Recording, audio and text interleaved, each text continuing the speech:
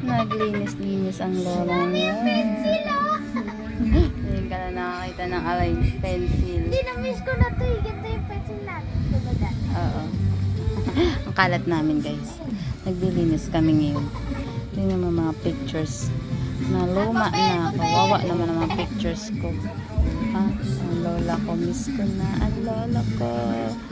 Yan ang favorite lola ko. Ang lola ko. Ay Diyos ko po. Ang batang manyaman noon. Yagit na ngayon. Charot lang. Yan po ang bahay namin. Yan po ako lumaki. Ang kinalikhan ko. Ito ay 7 years old ako. So, ayan. Make up. Pero ito po talaga yung noon nakakahiya.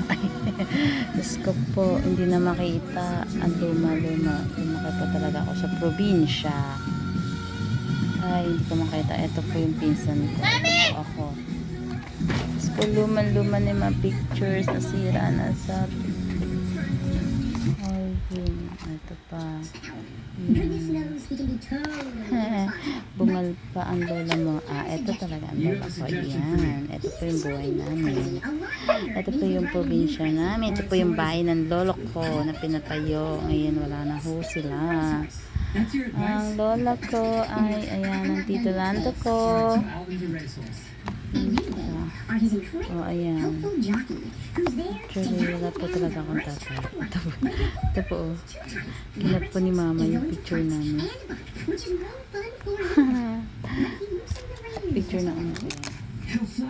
Ayan ko, bata pa talaga ako. Marunong na iminom ng alak.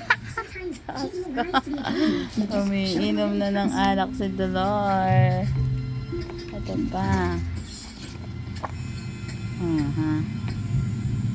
Ito po ang ninang ko. Okay. Ninang ko sexy. Ito pa ninang ko. Ay, tita ko. Ito di mama. Ang mga pinsan ko. Ang pinsan ko sa probinsya.